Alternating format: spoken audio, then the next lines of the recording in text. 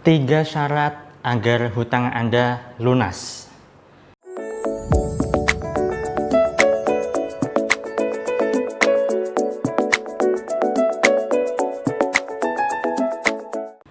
Assalamualaikum warahmatullahi wabarakatuh. Jumpa lagi dengan saya, salam dan salam berlimpah. Sahabat, kali ini saya ingin membahas tema berkaitan dengan syarat-syarat agar hutang Anda bisa lunas.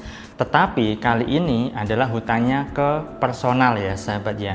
Yang saya tujukan ke personal, bukan ke lembaga, entah itu koperasi ataupun bank. Namun sebelum saya bahas lebih jauh lagi, bagi Anda yang baru pertama kali menonton video saya atau baru menemukan channel saya ini, Anda bisa subscribe terlebih dahulu dan silakan tekan tombol lonceng untuk mendapatkan notifikasi update video terbaru dari saya. Dan bagi Anda yang sudah subscribe, terima kasih atas dukungan Anda. Semoga channel saya ini bisa berkembang dan bisa memberikan manfaat untuk banyak orang lagi. Nah, sahabat, bicara soal hutang, tentu saja begitu banyak orang yang ingin terbebas dari yang namanya jeratan hutang. Termasuk juga Anda saat ini yang mungkin punya hutang ke manapun ya kan. Tetapi kali ini saya ingin bahas tema agar terbebas hutang yang hutangnya itu ke seseorang atau ke personal ya. Nah, jadi ada 3 syarat utama ya yang perlu Anda perhatikan. Sebenarnya apa yang saya sampaikan ini terinspirasi dari salah satu artikel yang di Facebook ya, yang di share oleh Gus Banan, salah seorang guru saya, tetapi bukan artikel dari beliau. Saya lupa artikelnya dari mana ya. Nah, intinya adalah saat Anda punya hutang ya, pastinya kan ada keinginan untuk membayarnya agar nantinya hidup Anda bisa tenang kan. Kalau misalnya punya hutang kan biasanya tidak bisa tenang. Oke, syaratnya apa saja? Pertama adalah Anda punya niat yang sangat kuat untuk membayar hutang Anda. Ya, ketika Anda punya niat yang sangat kuat, ya, tentunya Anda akan berusaha bagaimanapun caranya agar hutang Anda bisa lunas. Sayangnya, kebanyakan orang itu saat punya hutang, niat untuk membayar atau melunasi hutangnya itu tidak kuat.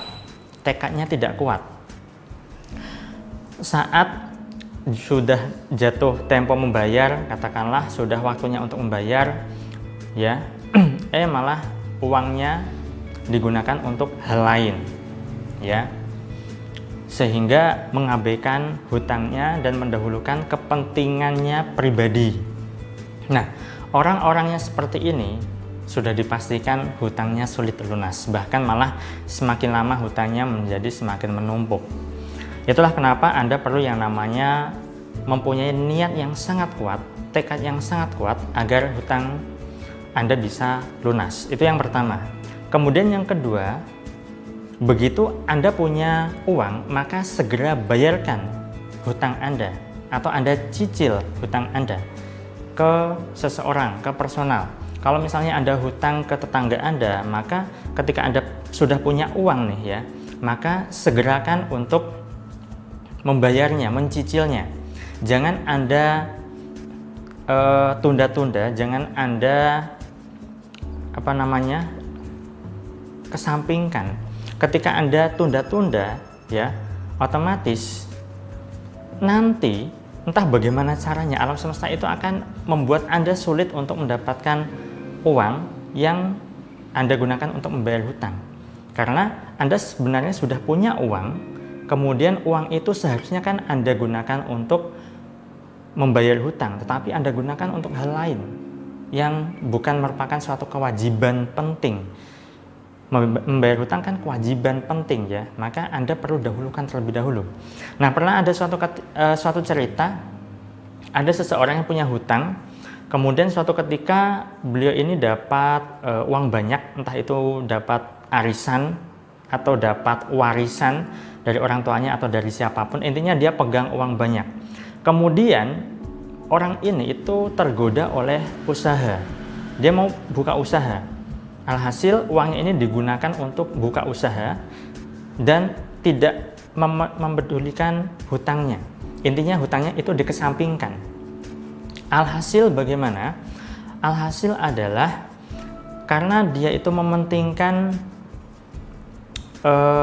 kepentingan pribadinya, yaitu bisnisnya atau buka usahanya, ya sudah, ketika usaha dibuka kemudian dijalankan dan ternyata gagal, malah hidupnya semakin terpuruk.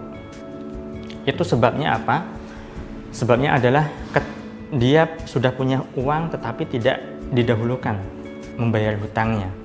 Nah, seharusnya meskipun ada uang kemudian dia mau buka usaha, maka yang perlu dipentingkan adalah membayar dulu, entah itu mungkin sebagian kecil, setengahnya atau 3/4-nya baru digunakan untuk membuka usaha. Itu yang seharusnya dilakukan, tetapi tidak dilakukan, malah digunakan untuk usaha sepenuhnya.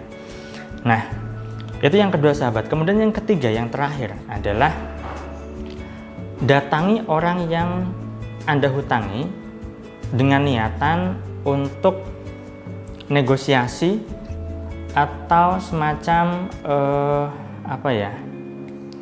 minta toleransinya ketika Anda mungkin belum bisa membayar hutang secara full.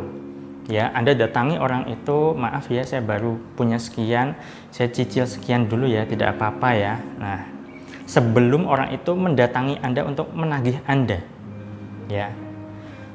Atau kalau misalnya Anda belum punya uang nih, Anda tetap datangi orang itu sebelum dia mendatangi Anda, lalu Anda katakan, maaf saya belum punya uang untuk membayar atau mencicilnya, saya minta waktu kelonggarannya ya. Nah, di situ Anda sudah punya etikat baik. Sudah ada niatan baik untuk membayar hutangnya, tetapi Anda mungkin belum bisa membayarnya secara full atau Anda belum punya uang sehingga ada niat baik Anda untuk melakukan negosiasi kepada orang yang Anda berhutang pada Anda utangi, ya kan? Nah, jadi ada 3 syarat penting ini sahabat. Jadi ketika Anda benar-benar punya hutang, kemudian Anda ingin lunas dari hutang Anda, terutama adalah hutang personal ya, entah itu ke saudara Anda, ke teman Anda, ke tetangga Anda, ke siapapun yang bukan lembaga, maka 3 syarat ini perlu Anda penuhi. Karena kalau misal salah satunya tidak terpenuhi, ya sudah, Anda bisa kesulitan membayar hutang Anda. Nah, termasuk juga kalau misalnya Anda ngemplang, ya sama halnya di poin kedua tadi, Anda tidak punya uang, tidak segera membayarnya, Anda ngemplang alias menghindar dari orang-orang yang menghutangi Anda, ya, maka orang-orang yang menghutangi Anda, mereka secara otomatis terdolimi. Ketika mereka terdolimi, ya sudah, vibrasi energi buruk dan doa buruk itu akan menimpa Anda. Dengan begitu, hidup Anda akan semakin sulit, semakin terpuruk. Baik, itu saja sahabat yang bisa saya sampaikan pada kesempatan kali ini. Saya doakan agar hidup Anda berlimpah, agar Anda digampangkan urusan serta hajat Anda. Sekian dulu, saya salam, terima kasih dan salam berlimpah. Assalamualaikum warahmatullahi wabarakatuh.